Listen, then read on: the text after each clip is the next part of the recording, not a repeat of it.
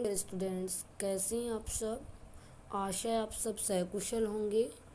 संस्कृत की online class में अपना टॉपिक चल रहा था संधि। देखिए, संधि में अपन स्वर संधि और व्यंजन संधि। व्यंजन संधि में जैसे अपने नेक्स्ट वीडियो में देखा था अपन ने कि अनुस्वार संधि, सचुत्व संधि, षटुत्व संधि और जसत्व संधि, ये चार दी हुई थी जो अपन ने अच्छे से देख लिया था। फिर भी एक बार मैं रिवाइज करवा दूं कि अनुस्वार संधि में क्या था कि अगर मैं के बाद व्यंजन आए तो मैं का अनुस्वार हो जाता है, और मैं के बाद अगर स्वर आए तो मैं में जो आगे स्वर आएगा वो उसमें जुड़ जाता है। ठीक है, एक बार वर्बली थोड़ा सा देख लेते हैं, याद रह जाता है। सचुत्व में स और च वर्ग के बाद, जो श और तय वर्ग के बाद अगर श या च वर्ग आए तो श तालव्य श में और तय वर्ग च वर्ग में बदल जाता है। इसी के साथ सटुत्व संधि में श, जो श दंती श है वो मूर्धा श में और तय वर्ग तय वर्ग में बदल जाएगा। सचुत्व में तय वर्ग च में जाता है और सटुत्व में तय वर्ग तय वर्ग में जाता है। ओके। जसत्व में कि यदि जल अर्थात जल में कौन कौन प्रथम द्वितीय तृतीय वर्ण और श है में से कोई भी आए, कोई हो तो जलों के स्थान पर उसी वर्ग का तीसरा अक्षर बन जाएगा। जैसे भाई कै का तीसरा क्या है, कै चटे ते पे, तीनों वर्ग पांचों वर्ग का पहला ले लिया कै चटे ते पे, तो उनका क्रम से क्या हो जाएगा, गे जे डे दे वे। यही होते ना, गे कै का गे, चे का जे, टे का डे, ते का दे, पे का बे, यही होते हैं ना क्रम से। तो गे जे डे दे वे अर्थात अपने वर्ग के पांचवें अक्षर में बन जाते हैं।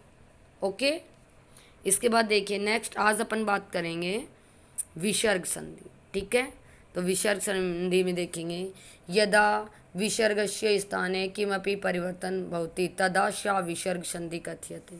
कि विसर्ग का चिन्ह होता है इस प्रकार का। ठीक है, कि विसर्ग का स्वर वर्ण अथवा व्यंजन वर्ण के साथ मेल होने पर जब विसर्ग में कोई विकार, अर्थात विकार का अर्थ होता है परिवर्तन, होता है उसे विसर्ग संधि कहते हैं। क्लियर, कि विसर्ग का स्वर वर्ण अथवा व्यंजन वर्ण के मेल से जब कोई विसर्ग में विकार उत्पन्न हो, अर्थात ध्यान रखना कि विसर्ग संधि में विसर्ग में ही परिवर्तन होगा, कि विसर्ग में जो भी विकार होगा ना वो सिर्फ विसर्ग में होगा, उसे विसर्ग संधि कहते हैं। ठीक है, सबसे पहले देखेंगे सत्व विसर्ग संधि। विसर्ग निश्चय से ये सूत्र है इसका। ठीक है, अर्थात खरी परे विसर्ग निश्या शयात, यदि विसर्ग के परे अर्थात विसर्ग के बाद या विसर्ग के सामने अथवा बाद में च छ टे ठे ते थे और शेष अथवा स वर्गों में से कोई एक वर्ण, तो विसर्ग के स्थान पर अगर तैथ्य आए तो ये से, चछ आए तो ये से, और टेठ आए तो ये से। ठीक है, इसी को सत्व संधि कहते हैं। भाई चछ आए तो ये, टेठ आए तो ये, और तैथ्य आए तो ये। वैसे भी चछ तालव्य वर्ण है तो तालव्य है, टेठ मूर्धन्य वर्ण है तो मूर्धन्य श ये है, और तैथ्य दंती वर्ण है तो दंत्य ये है। ये स भी अलग अलग है ना, ये दंती है, ये तालव्य है, ये मूर्धन्य है।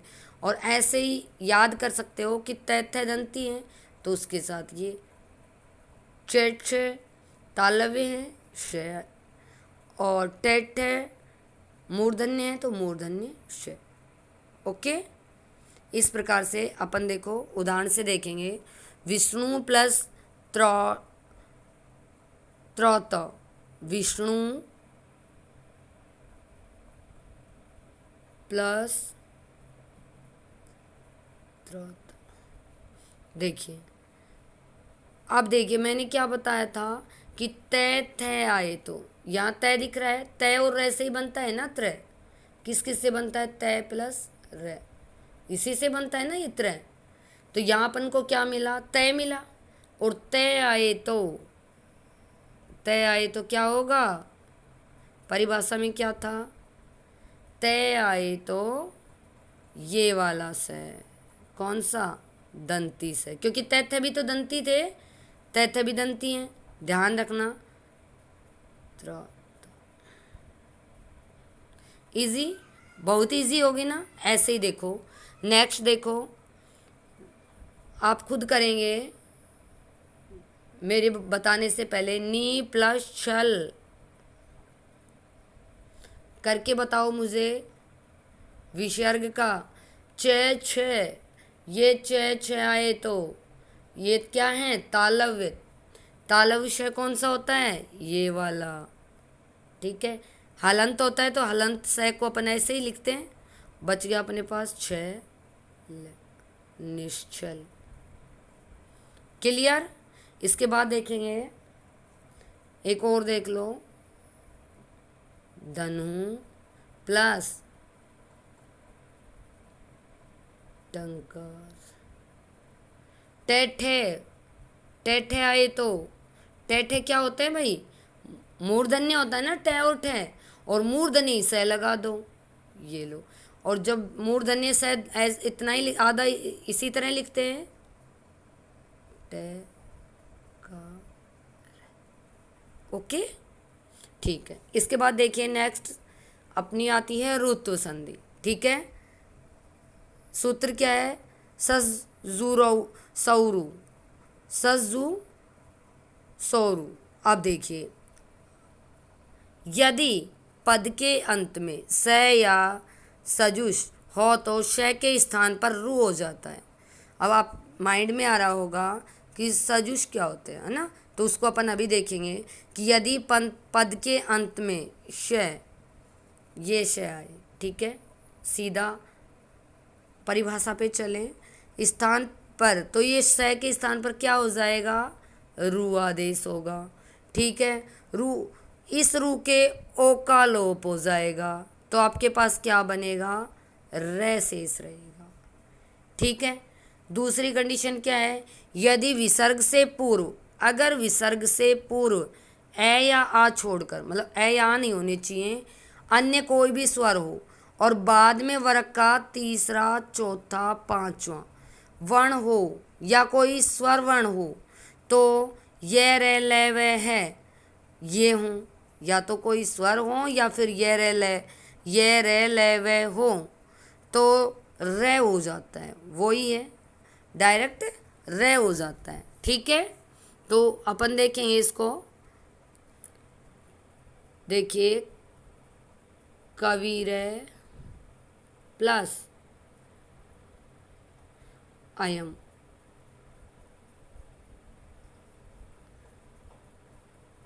ठीक है। आप देखो इसमें भाई आगे स्वर है, आगे स्वर है, और पहले ही क्या है? कबीर है, रे पहले ही है। और इसमें ये दूसरी वाली कंडीशन ए आ को छोड़कर, तो ए आ इससे पहले कोई ए या आ नहीं है, ई है। क्या है? ई है ना। देखो पहले बताया था ए आ को छोड़कर कोई अन्य स्वर हो विसर्ग से पूर्व, ये बाद रे तो अपने पास बाद में आएगा। देखो यहाँ रुको, विसर्ग, ठीक है। अब पहले क्या है? ए विसर्ग से पहले, पहले इतना ही तोड़ो, कवि प्लस आयम, ठीक है।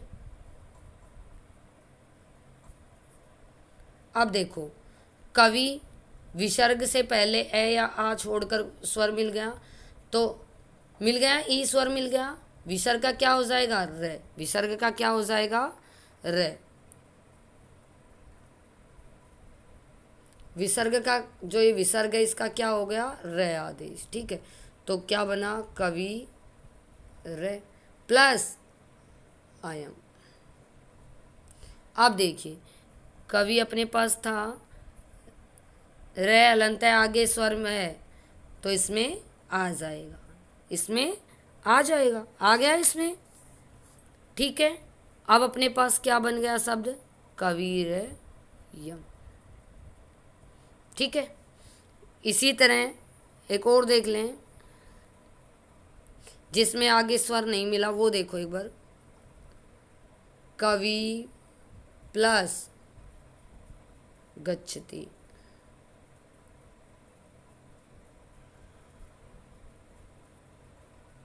ठीक है, आप देखो कवि अपने पास था, विसर्ग से पहले आ छोड़कर स्वर मिल रहा है ई, तो विसर्ग का क्या हो गया, रे प्लस गच्छति। अब देखो कवि अपने पास था, रे हलंत को कैसे लिखते हैं, आगे गए है व्यंजन है, तो इसमें काउंट, जब इस रे को इसमें काउंट करेंगे भाई, अगर स्वर होता तो इसकी मात्रा मिल जाती, तो आधा रे कहाँ चला जाता है, आधा रे ऊपर चला जाता है यहाँ।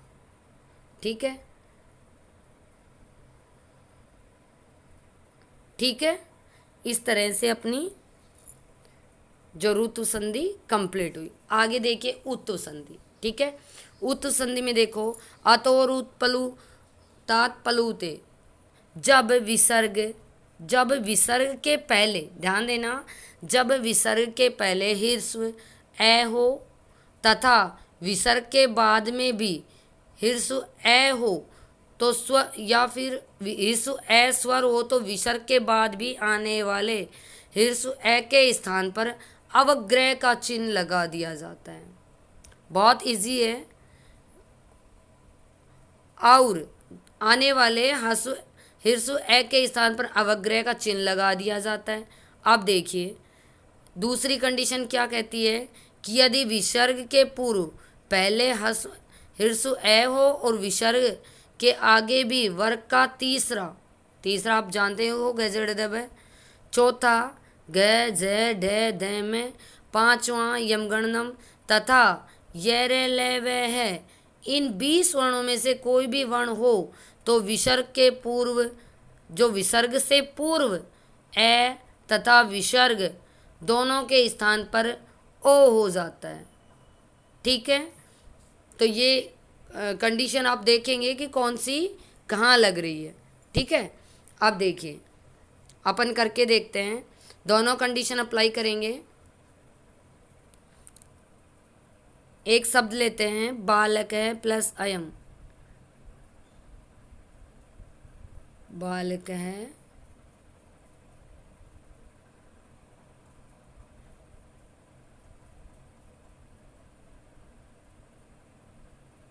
अयम। देखिए विसर्ग से पहले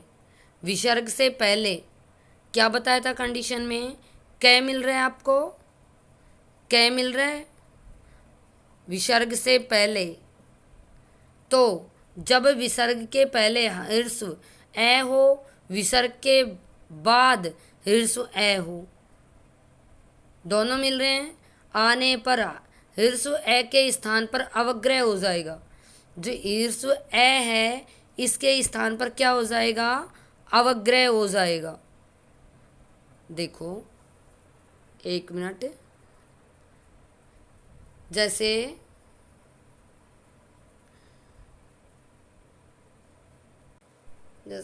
ये बालक है प्लस अयम। अब देखो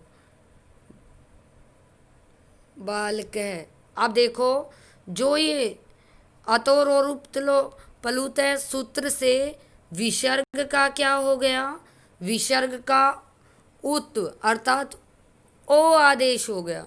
तो यहाँ ओ आदेश, विसर्ग का ओ आदेश, तो यहाँ पे ओ आदेश प्लस अयम। दूसरे नंबर पे क्या कह रहा है कि अगर परे का अर्थ होता है बाद में स्वर हो तो जो ह्रस्व स्वर है उसका अवग्रह हो जाएगा। यहाँ तक तो अपने पास बन गया था, और उसके बाद ये जो है इसका क्या हो गया, अवग्रह हो गया, क्योंकि ऊपर कंडीशन में बताई थी कि अगर बाद में हिर्सु ए हो, विसर्ग के बाद में हिर्सु ए आ रहा है तो ए का अवग्रह हो जाएगा, तो ये ए का अवग्रह हो गया। क्लियर। दूसरे में देखिए ये अलग है, बालक